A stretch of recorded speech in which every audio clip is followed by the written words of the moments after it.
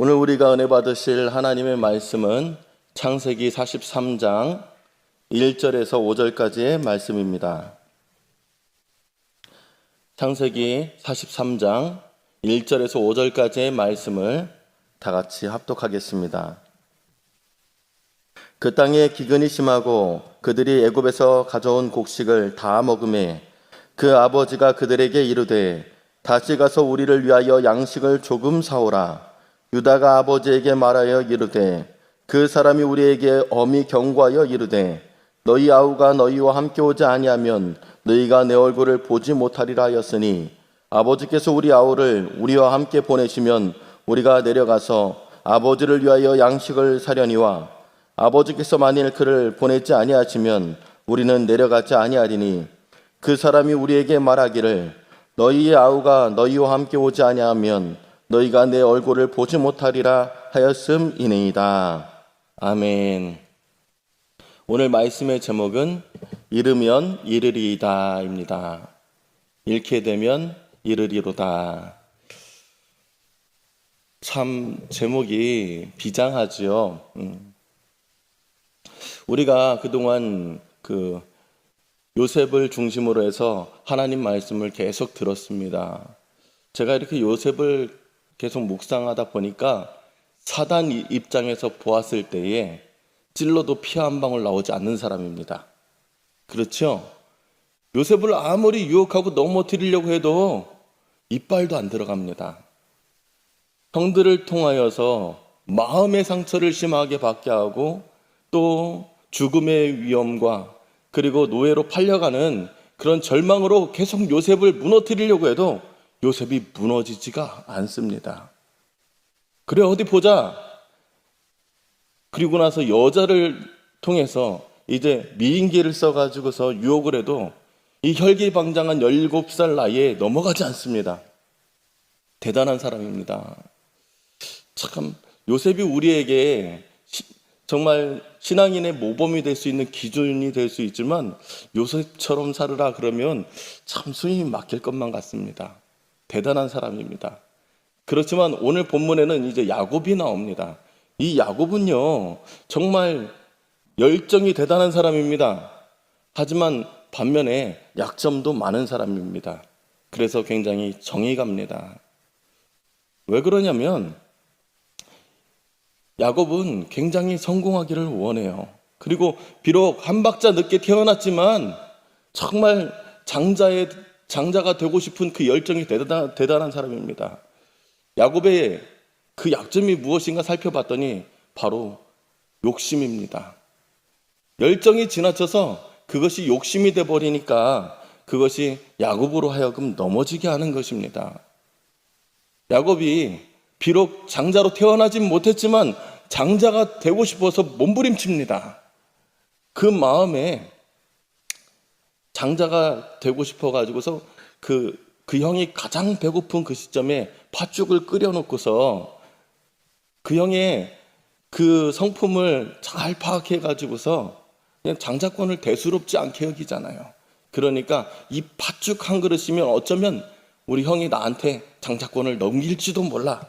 그렇게 생각하고서 팥죽을 끓여놨는데 역시나 배가 고픈 그 에서가 팥죽 한 그릇만 달라고 얘기하자 형 그럼 나한테 장자권 팔아. 그렇게 얘기하니까 배고파 죽겠는데 장자권이 무슨 소용이냐 하면서 장자권을 팝니다. 참 그 야곱이 꾀가 많은 사람이고 술수가 대단한 사람입니다. 그래서 그렇게 장자권을 빼앗아 옵니다. 그리고 두 번째로 이제 그 아버지가 이제 돌아가시기 전에 장자에게 이제 그 축복을 해 주실 텐데 그 아버지의 그 축복이 계속 승계되는 것입니다. 그렇기 때문에 그 축복을 받고 싶은데 어떻게 방법이 없어요. 왜냐하면 아버지 이삭은 자기 형 에서를 편애하고 있습니다. 에서를 좋아해요. 그렇다 보니까 이것은 도저히 어떻게 방법이 없는데 그 어머니 리브가가 이제 이 에서가 이방 여인들과 결혼하는 것을 보고 그 마음이 너무 상하고 그리고 에서를 통하여서는 낚시 없다고 생각하여 가지고서 차라리 야곱에게 아버지의 축복을 받게 하자, 그렇게 생각을 하면서 야곱을 설득합니다. 근데 이 야곱이 제가 어떻게 아버지를 속이고 그리고 형의 그 축복을 빼앗을 수 있겠습니까 하고 거절해야 되는데, 그 욕심이라는 것이 이 야곱의 마음에 계속 샘솟았기 때문에 아버지를 속입니다. 아버지를 기만하는 것입니다. 그리고 에서처럼 양을 잡아가지고 털을 여기 덕지덕지 붙이고 형의 그 옷을 입고 들어가가지고, 아버지 저 에서입니다. 네가 어떻게 이렇게 빨리 짐승을 잡아서 왔느냐? 그러니까 하나님이 순적하게 만나게 하였습니다. 참 요셉은 말도 잘합니다. 그래가지고서 그 아버지가 좋아하는 별미를 만들어 드리고, 또 아버지가 그 마음껏 그를 축복하게 하는데, 요셉의 아버지 이삭을 보면서 참 편애를 해도 너무 편애를 한다. 왜냐하면 마음껏 축복을 했지요. 하늘과 땅의 복으로 가득 축복했습니다. 그리고 나서 에서가 짐승을 잡아와서 아버지 나에게 축복해 주십시오 하니까 이삭이 두려워 떨면서 네가 누구냐 그래요. 아버지 아들 에서 아닙니까? 그러니까 에서는 조금 전에 나한테 축복을 받고 돌아갔는데, 그럼 조금 전에 왔던 그 사람은 누구란 말이냐? 그러면서 두려워했다고 했어요. 그러면서 에서가 간교한 야곱이 또 속여서 장자권도 빼앗고 이제 축복까지 또 뺏어갔습니다. 아버지 나에게도 축복하여 주소서, 나에게도 축복하여 주소서, 그렇게 애원하는데도요, 내가 그에게 다 주었으니 너에게 무엇을 줄 수 있겠느냐 그래요. 좀 축복을 나눠주면 얼마나 좋아요. 참 그 이삭의 그 편애가 또 이 야곱에게까지 흘러가는 것을 보게 됩니다. 사실 이렇게 야곱의 그 욕심 때문에 야곱은 그 형에게 큰 미움을 받고, 그리고 그 형이 너무나 분노하여서 아버지가 곧 돌아가시게 되면 내가 동생 야곱을 반드시 죽이리라, 그렇게 다짐하는 것을 어머니가 듣고 너 빨리 도망가라. 그래가지고 그의 외삼촌 집으로 도망을 가는데, 정처없이 바담 아람이라는 그 이방 땅으로 피난을 가는 것입니다. 부모님과 생리별을 하는 거예요. 그리고 형제와 의가 완전히 단절되는 것입니다. 욕심이 잉태한 즉 죄를 낳고 죄가 장성한 즉 사망을 이루느니라, 그런 말씀이 있죠. 그렇습니다. 야곱의 그 마음속에 욕심이 계속 역사하니까, 열정까지는 좋은데, 사모하는 마음까지는 좋은데 욕심이 이 속에 역사하니까 그렇게 야곱이 넘어지는 것입니다. 두 번째, 야곱에게도 이 편애라는 것이 계속 역사하고 있어요. 야곱이 그 라헬을 사랑했죠. 그리고 7년을 수일같이 여기면서 그 라헬을 사모하면서 그 라반의 집에 가서 정말 그 대리사위 역할을 합니다. 그리고 라헬과 이제 결혼하는 그날에 원치 않게 4명의 여자하고 같이 결혼하게 되는 것입니다. 부인이 4이나 생겼습니다. 근데 야곱이 사랑하는 사람은 라헬 하나밖에 없어요. 그러다 보니까 그 집안에 이제 전쟁이 일어나는 것입니다. 가정이 편할 날이 없어요. 레아를 통해서 하나님께서 계속 자녀들을 주시죠. 그리고 레아의 몸종과 라헬의 몸종을 통하여서 계속 자녀를 주십니다. 그러다가 정말 어렵게 요셉을 얻어요. 사랑하는 여인을 통하여서. 그리고 베냐민도 얻습니다.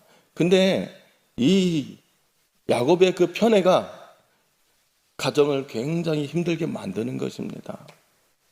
왜냐하면 라헬만 사랑하니까 레아가 상처를 받아요. 그리고 요셉과 베냐민만 사랑하니까 그의 형제들이 상처를 받습니다. 이 야곱의 편애 때문에 이 형제들 간에도 계속 의가 상하는 것입니다. 결국 그 야곱의 편애 때문에 가장 사랑하는 아들 요셉을 잃게 되는 것입니다. 야곱이 나중에는 형들이 요셉을 너무너무 시기하고 질투하고 싫어하니까 이러면 안 되겠다 싶었겠지요. 그러니까 너 형들이 양을 치고 있는 세겜에 가가지고 형들하고 같이 일해라 그렇게 했는데, 그 세겜으로 내려가는 그 길에 형들을 만나기는 만났는데 형들이 이 요셉을 죽이고 싶을 만큼 싫었던 것입니다. 이게 아버지의 책임이 굉장히 큰 거예요. 근데 형들이 이 요셉을 죽이려고 했다가 마음을 바꿔갖고 애굽으로 팔아 넘기죠. 이것도 하나님의 역사입니다. 근데 야곱의 입장에서는 내가 그 연히 내 아들 요셉을 그 형들에게 보냈다가 짐승에게 찢겨 죽게 했구나 하면서 그 마음의 자책감이 얼마나 심했겠어요. 평생 한이 되는 것입니다. 이 야곱의 이 편애가 정말 자기 자신으로 하여금 걸려 넘어지게 하는 것입니다. 그러던 이 야곱이 이제 요셉을 사랑하는 그 마음과 잡혀가지고 베냐민을 사랑하는 것이에요. 이 편애가 끊임이 없습니다. 그렇다 보니까 이 아들들이 이제는 아버지에게서 너무너무 실망을 하게 되는 것입니다. 우리는 가정 안에 이런 편애를 없애야 되는 것입니다. 편애 때문에 자녀들이 상해요. 마음이 너무 상해요. 그런데 이 야곱을 하나님께서 만지시기 시작하는 것입니다. 환경을 통해서 하나님이 이 야곱을 계속 만지시는 거예요.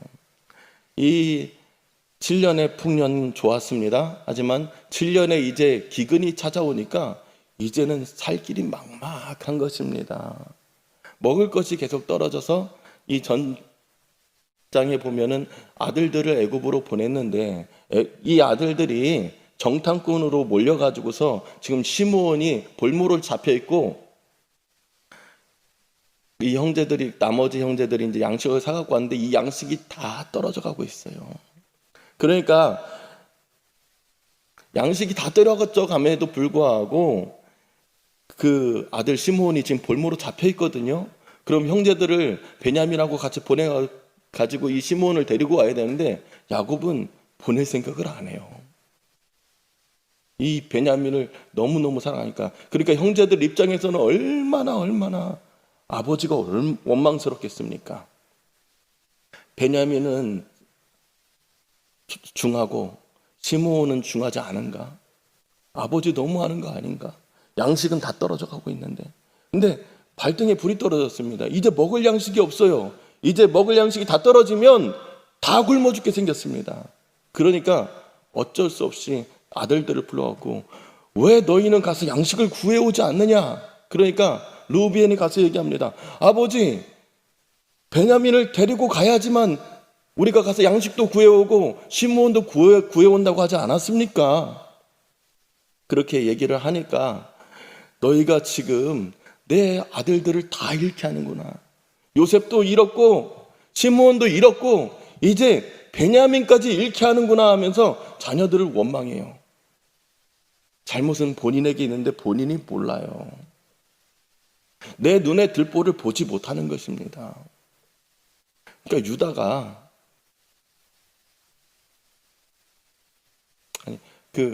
오죽했으면 이 베냐민이요, 내 아들들을 여기 아버지 손에 맡겨두겠으니까 내가 베냐민하고 시므온 데리고 오지 못하면 내 아들들을 죽이십시오. 그렇게까지 얘기해요. 이게 가정에서 있을 법한 이야기입니까? 참 안타까워요. 그렇게 이제 야곱이 코너에 몰리게 되니까요, 이제 믿음의 사람이라는 그 진가가 나타나기 시작합니다. 환경에만 묶여 있었는데 이제 발등에 불이 떨어지고 이제 벼랑 끝에 몰리니까 야곱이 이제 그냥 하나님 의지하는 방법밖에 없는 것입니다.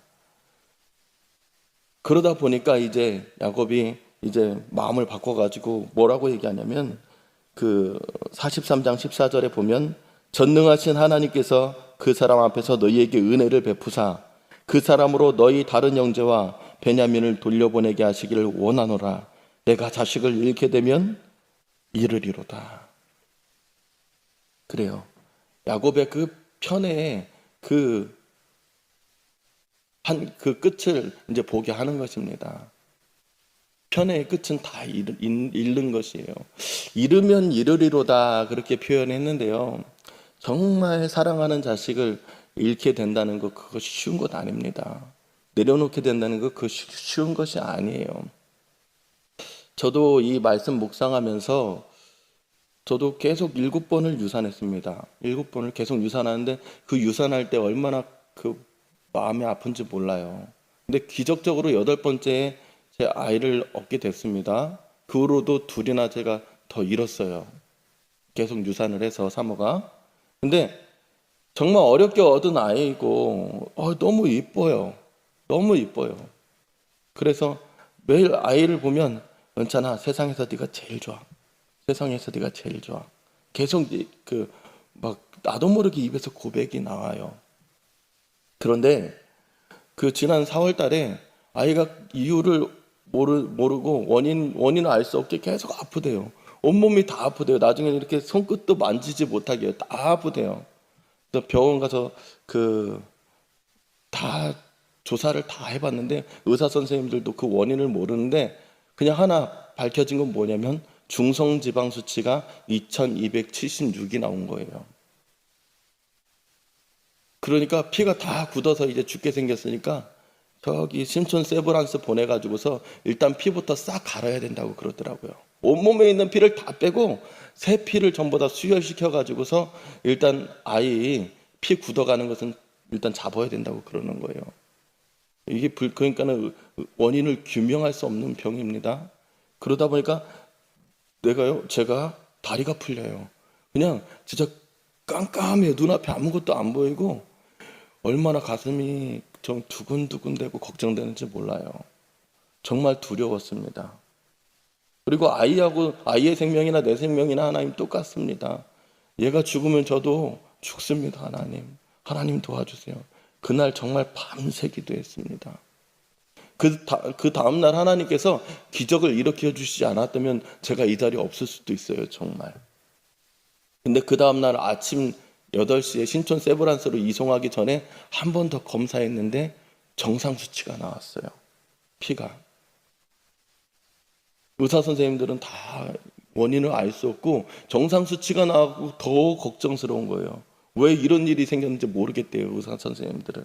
근데 저는 원인을 알죠. 하나님이 그 밤새 일하셨구나. 하나님이 밤새 치료해 주셨구나. 그래요. 야곱도 아들을 잃게 된다는 그 두려움을 이미 요셉을 잃어봐서 알아요. 그러니까 그것이 이 야곱의 마음속에 가시가 되는 거예요. 상처가 되는 거예요. 또 잃게 되면 어떻게 될까 하면서 두려워서 이 믿음의 족장인 야곱이 믿음은 온데간데 없습니다. 그냥 자식만 보이는 것입니다. 잃게 되면 어떡할까? 잃게 되면 어떡할까? 그런데 이제 정말 벼랑 끝에 서게 되니까 내가 이름은 잃겠습니다. 하나님 나를 좀 도와주십시오 하고 하나님 앞에 서게 된 것입니다. 우리가 원치 않는 인생의 큰 문제들을 만날 수 있습니다. 그 문제 때문에 앞이 캄캄하고 그리고 정말 다리가 풀릴 수도 있어요. 이 믿음의 가문에도 그런 일들이 일어났습니다. 믿음의 가문에도 가정불화가 있었습니다. 믿음의 가문에도 정말 바람잘날 없이 정말 힘들고 어려운 문제들이 계속 일어났습니다. 요즘 코로나19 여파로 인해서 경제가 무너지고 그리고 자살하는 사람들이 많이 생겨났다고 그럽니다. 막막하니까 그래요. 막막하니까. 보이지도 들리지도 잡히지도 않으니까 그렇습니다. 너무 어렵고 너무나 힘들어요. 마치 지금 이제 자식도 잃을 것만 같고 이제 잘못하면 굶어 죽을 것만 같은 이 절체절명의 위기 가운데 있는 이 야곱과 같은 그런 힘들고 어려운 일들을 만나게 되었을 때에 야곱은 지푸라기를 잡는 심정으로 처음에는 하나님께 기도했을 것입니다. 그런데 그것이요 지푸라기가 아닙니다. 그것이 정말 이제 모든 것을 다 잃은 것만 같고 이제 끝장났다 싶었던 그 야곱에게는요, 잃었던 모든 것을 다 찾고 그리고 놀라운 하나님의 기적을 체험하는 시작이 된 것입니다. 잃었던 아들 요셉도 찾고 잃었던 아들 시므온도 찾고 베냐민도 잃지 않는 것입니다. 그래요. 하나님께서 나의 인생에 개입하시기만 하면, 하나님께서 나에게 역사하시기만 하면 놀라운 반전들이 일어나는 것입니다. 오늘 이 말씀을 통하여서 우리에게 주는 메시지는 딱 하나예요. 딱 하나. 요셉처럼 완전하지 않고 완벽하지 않다 할지라도, 내가 허점이 많은 사람이라 할지라도 내가 하나님을 붙들기 시작하면 하나님께서 역사하신다는 것입니다. 오늘 이 새벽에 우리는 하나님을 붙드시는 은혜가 있기를 바랍니다. 그렇게 할 때에 하나님께서 놀라운 기적을 일으켜 주실 것입니다. 기도하겠습니다. 사랑과 은혜가 풍성하신 하나님 아버지, 하나님은 다 알고 계셨기 때문에 근심하거나 걱정하거나 염려할 이유가 없습니다. 그러나 야곱은 아무것도 알지 못하기 때문에 너무나 낙심스럽고 절망스럽고 두려웠습니다. 자식들을 다 잃을 것만 같고 그동안 욕심부려서 모아놨던 그 전 재산들을 다 잃을 것만 같은 그 절체절명의 위기 가운데 야곱은 두려워 떨었습니다. 그러나 하나님은 이 모든 일의 결과를 알고 계셨기 때문에 두려워할 이유가 없고 손에 땀을 질 이유가 없었던 것입니다. 하나님, 우리도 아무것도 보이지도 들리지도 않습니다. 하나님이 우리에게 보여주시지 않으면 우리는 한 치 앞도 알 수 없는 그런 무지하고 무능한 인생들인 것입니다. 하나님, 오늘도 우리에게 꿈과 비전이 되는 말씀을 주셨습니다. 하나님이 우리의 꿈입니다. 하나님이 우리의 비전입니다. 하나님이 우리의 능력입니다. 하나님이 우리의 지혜가 되십니다. 하나님 아버지, 비록 가정경제가 무너지고 육신의 질병으로 인하여서 고통스럽고, 그리고 아버지 하나님 가정이 찌그락벅적하면서 계속 아버지 부부관계가 어렵고 자녀관계가 어렵고 너무 힘들고 어려운 과정 가운데 있다 할지라도 오늘 이 시간에 하나님 말씀 듣게 하여 주셨습니다. 그리고 하나님 붙들고 기도하게 하여 주셨습니다. 하나님, 이제 야곱에게 행하셨던 그 은혜를 우리에게도 베풀어 주시옵소서. 예수님의 이름으로 기도드렸습니다. 아멘.